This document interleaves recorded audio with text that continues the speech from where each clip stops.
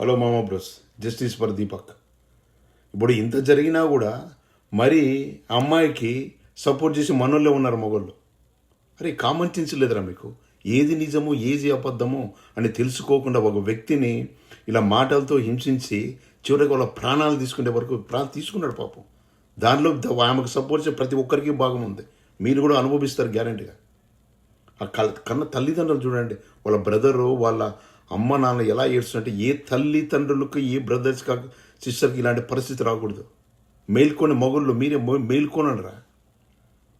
ఎప్పుడు చూసినా ఇలానే మనం ఎంత వాళ్ళకు మగోడు చిన్నది చేస్తాను పోయి వాళ్ళు కొట్టే పోతారు. అదే వాళ్ళు ఒకటి చేస్తే వాళ్ళనేమనరు, ఆడోళ్ళని మగోళ్ళనే అంటారు. మేల్కొనరా, ఇప్పుడన్నా తెలుసుకోండి. ఇంకా ఎందుకు మన జీవితం? సభ్య సమాజంలో మగోనికి బతికే హక్కు లేదంటారా? ప్రతి ఒక్కరు కూడా రియలైజ్ అవ్వండి. మీరు జాగ్రత్తగా ఉన్న అమ్మ కన్న తల్లిదండ్రులు జాగ్రత్తగా పెళ్లిని సంపదని పిల్లలని వాడేదో సింగిల్గా ఉన్న బతుకుతుంటాడు ప్రశాంతంగా. మీలాగా తల్లిదండ్రులు బంధువులు పెళ్లి చేసుకోవాలి జీవితం నాశనం చేసుకోవద్దని వదిలేసేయండి. సింగిల్గా ఉంటాడు వాడు bachelor.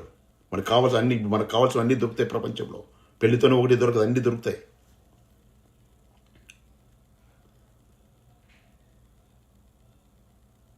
We need justice for Deepak.